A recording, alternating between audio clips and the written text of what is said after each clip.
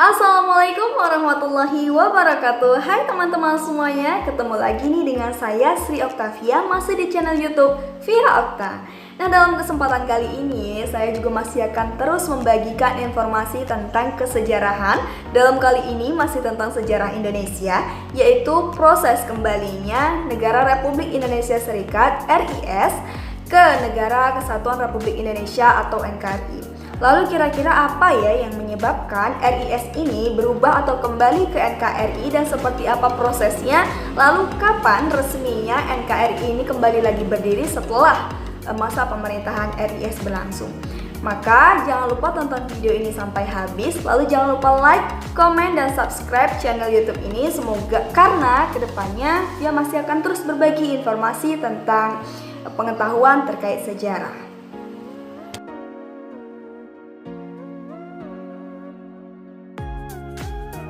Nah teman-teman, sebelum kita berlanjut ke pembahasan yang lebih rinci, di sini Via akan memaparkan beberapa pokok pembahasan yang akan kita bahas di video kali ini.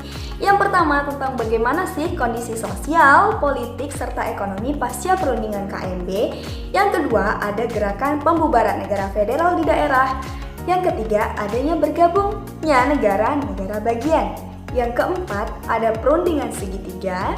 Yang kelima ada perundingan antara RI dan RIS, dan yang keenam atau terakhir yaitu bagaimana kembalinya RIS ke NKRI.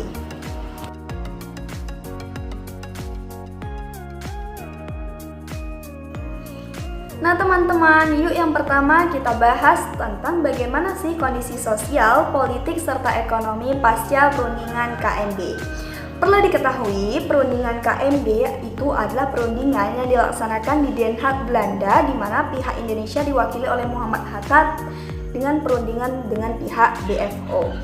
Salah satu hasil perundingan dari konferensi meja bundar adalah dibentuknya negara Uni Indonesia Belanda, atau dengan kata lain menyatakan Republik Indonesia Serikat merupakan negara yang berdaulat dan menjadi negara yang berdiri pada saat itu di Indonesia.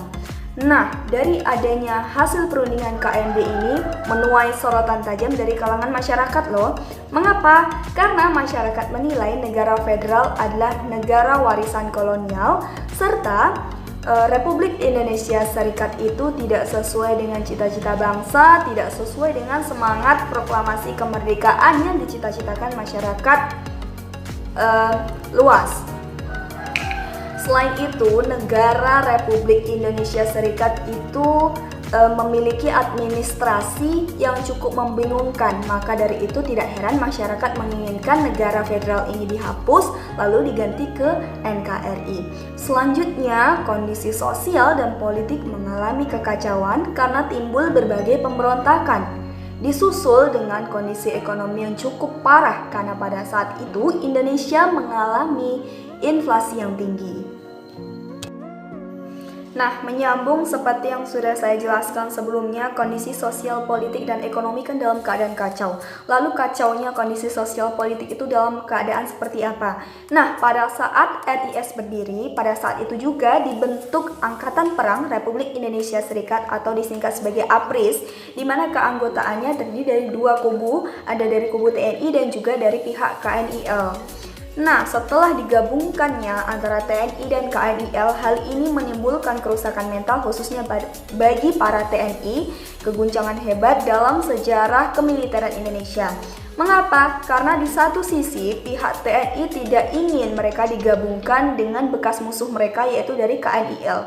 Di satu sisi lagi pihak KNIL menuntut mereka dijadikan sebagai tentara negara bagian dan tidak ingin disatukan dengan TNI. Maka dalam hal itu terjadi dua perbedaan pendapat yang cukup sengit yang akhirnya menimbulkan pemberontakan, salah satunya ada APRA.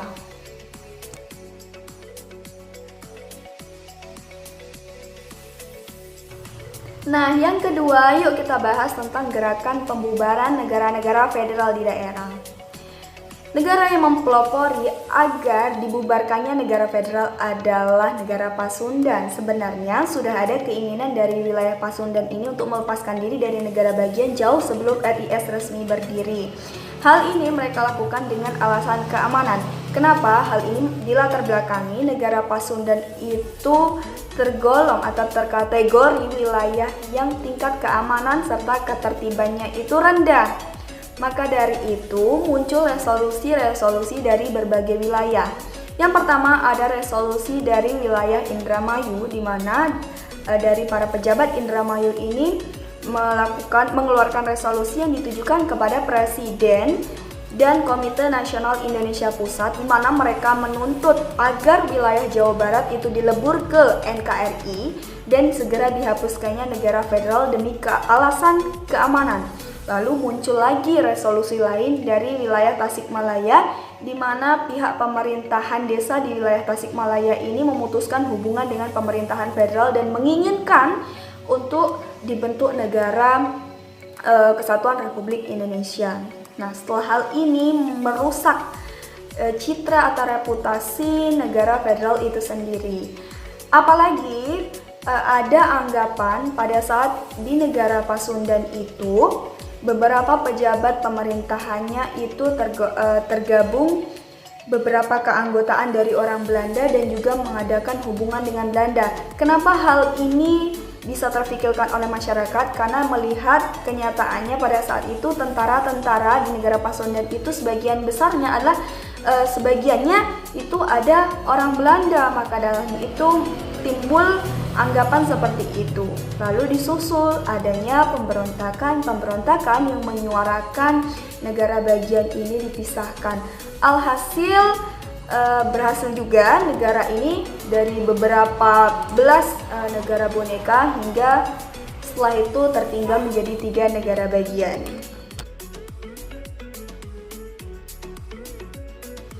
Yang ketiga, proses penggabungan negara bagian. Seperti yang sudah saya jelaskan sebelum ini, proses pembubaran negara federal ini kan diwarnai dengan pemberontakan. Lalu pemberontakan apa saja tercatat? Ada pemberontakan Westerling, ada pemberontakan Republik Maluku Selatan, pemberontakan Andi Aziz dan sebagainya. Setelah muncul pemberontakan ini, alhasil digabungkanlah beberapa negara bagian dan tersisa 3 negara bagian, yaitu ada negara Republik Indonesia Serikat, ada negara Indonesia Timur atau disingkat NIT, dan yang ketiga ada negara Sumatera Timur atau disingkat sebagai negara NST. Nah, yang berikutnya ada perundingan segitiga. Didahului dari karena adanya problem kekacauan di negara Indonesia Timur, akhirnya disepakati dilakukan perundingan segitiga. Adapun tujuan dilaksanakan perundingan segitiga ini adalah untuk menampung beberapa resolusi-resolusi yang sudah ada sebelumnya dari beberapa wilayah dan mewujudkan keamanan dan ketertiban di wilayah Indonesia.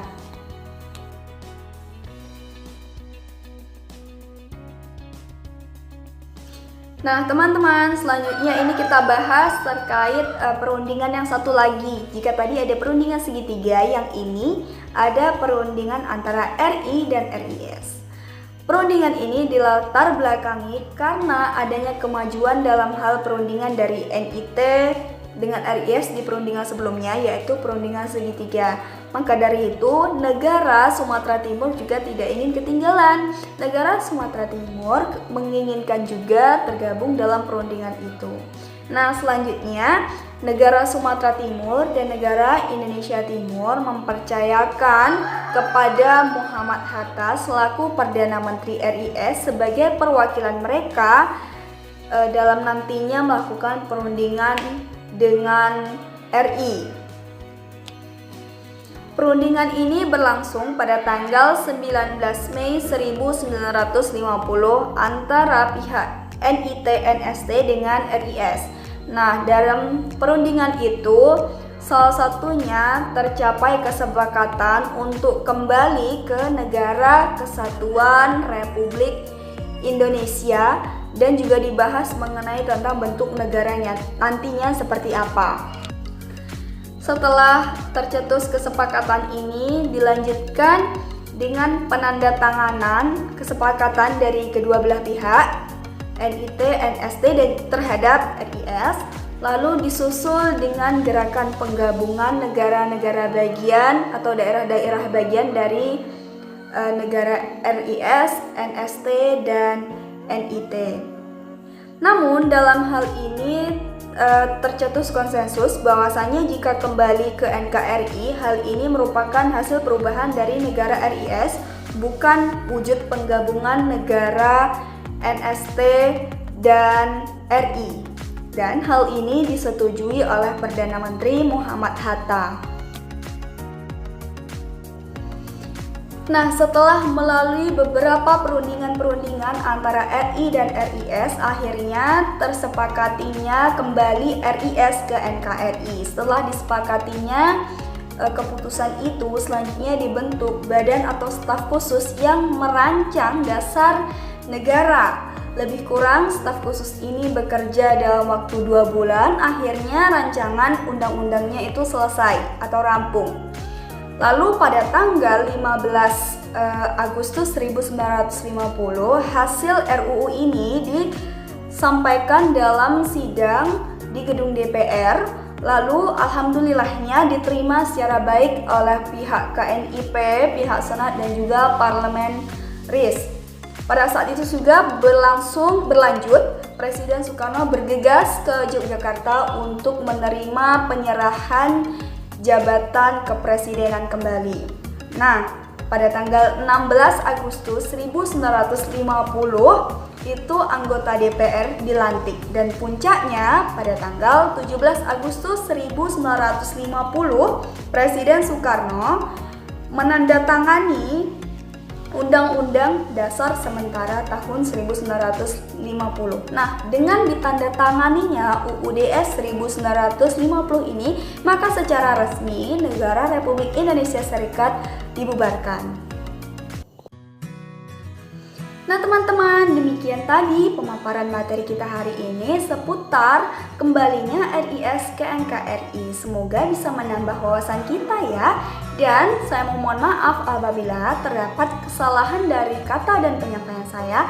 Dan sekali lagi tidak lupa saya ingatkan untuk jangan lupa like, komen, subscribe, dan share agar teman-teman tidak ketinggalan berita terbaru dari channel ini. Dan saya akhiri, Assalamualaikum warahmatullahi wabarakatuh.